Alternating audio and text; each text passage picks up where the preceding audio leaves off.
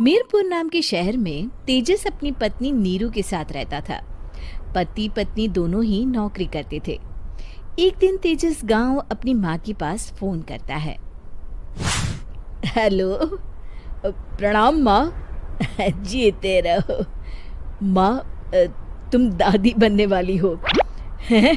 अरे वाह, ठीक है बेटा, मैं कल ही आती हूँ।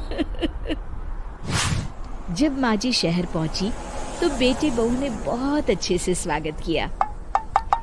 लीजिए माँ जी, चाय। अरे गर्मा गर्म पकोड़े ले आओ माँ के लिए। नीरू रसोई में गई और 2 मिनट में ही पकोड़े ले आई। जी ये लीजिए।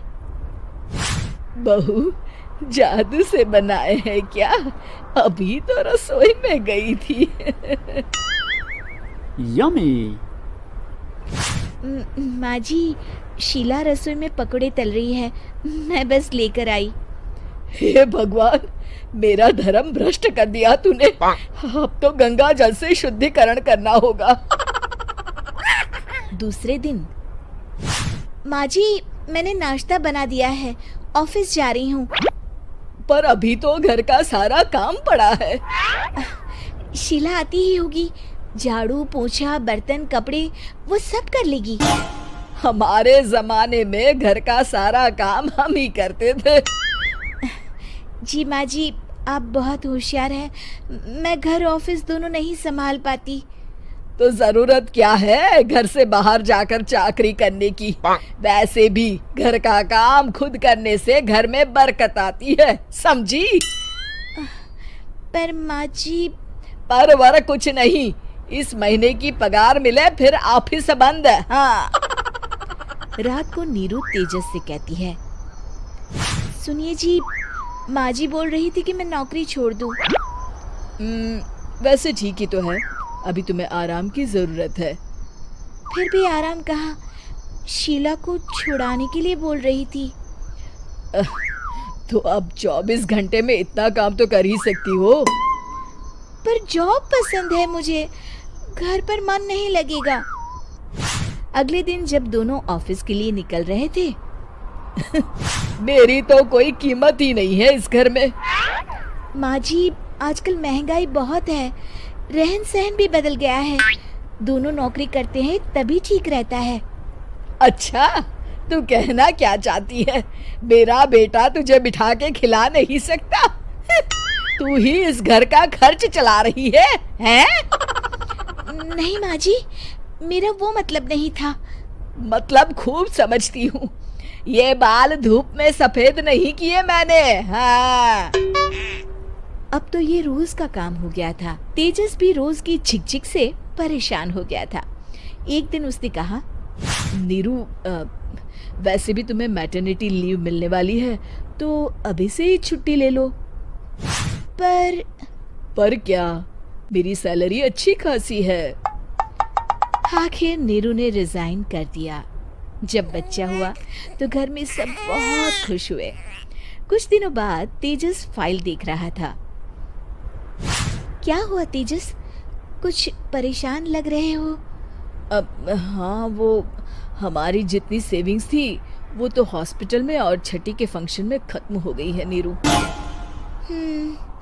और अभी वैसे मंदी चल रही है तो मैं बोल रही थी कल मुन्ना को हेपेटाइटिस का टीका लगवाना है। नीरू, क्या पोस्टपोन नहीं कर सकते? नहीं जी, बिल्कुल नहीं।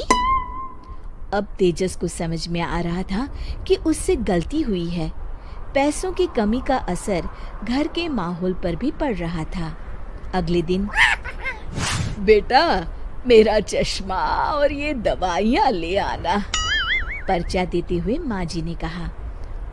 जी। तेजस, मुन्ना के लिए दूध का डिब्बा और डायपर भी ले आना, और ये किराने के सामान की लिस्ट है, इसे भी लाना है।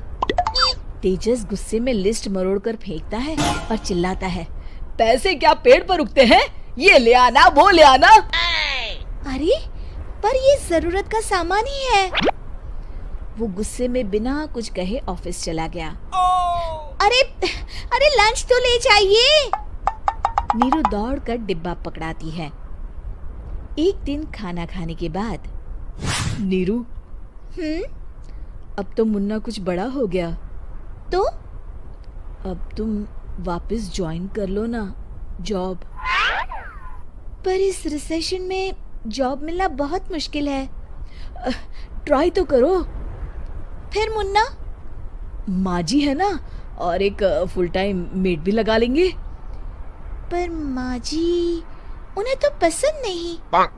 तभी माँ जी वहाँ आ जाती है और प्यार से नीरू के सर पर हाथ फेरते हुए बोलती है, अब मेरी समझ में आ गया बहू, पहले के और अब के समय में अंतर है। तुम काम शुरू करो, मुन्ना की जिम्मेदारी मेरी।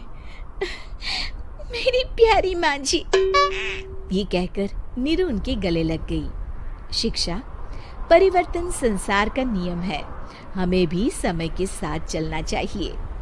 उम्मीद है कि आपको हमारी ये कहानी पसंद आई होगी। कृपया हमारे चैनल को सब्सक्राइब करें और सभी अपडेट्स के लिए बेल आइकन जरूर क्लिक करें। और हाँ, वीडियो लाइक और शेयर करना मत भूलिएगा। Bye bye.